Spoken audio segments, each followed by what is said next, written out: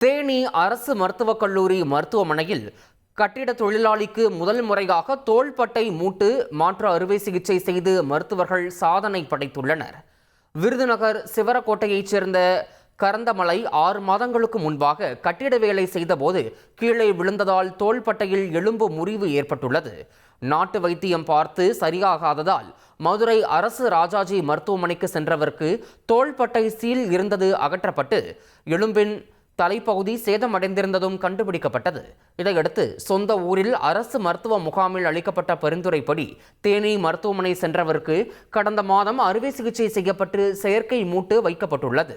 இதேபோல கோடாங்கிப்பட்டியைச் சேர்ந்த ஜெயலட்சுமி என்பவருக்கும் வலது கை மூட்டு பகுதியில் அறுவை சிகிச்சை செய்யப்பட்டுள்ளது. லட்சக்கணக்கில் செலவாகும் சிகிச்சை அரசு மருத்துவமனையில் இலவசமாக அளிக்கப்பட்டது. மருத்துவமனையில் முதல் முறையாக நடைபெற்ற 2 அறுவை சிகிச்சையிலும் நோயாளிகள் நலமோடு இருப்பதாகவும் முன்பு போல கைகளை அசைக்க முடிகிறது எனவும் தெரிவிப்பதாகவும் மருத்துவர்கள் கூறினர். முதன்முறையாக நம்மளுடைய தோள்பட்டை எலும்பு மூட்டு மாற்று அறுவை சிகிச்சை செஞ்சிருக்காங்க. மற்றும் நம்ம முழங்கை மூட்டு மாற்று அறுவை சிகிச்சையும் முதல் முறையாக தேனி மருத்துவக் கல்லூரியில் செய்யப்பட்டிருக்கிறது. நோயாளிகள் இருவரும் நலமுடனும் அவங்களுடைய ஒரிஜினல் மூமெண்ட்டும் ரீட்டைன் ஆயிருக்கு. இங்கே அவருக்கு நாங்கள் தோள்பட்டை மூட்டு மாற்று அறுவை சிகிச்சை செஞ்சு இப்போ நலமோடு இருக்காரு, நல்லா இருக்காரு.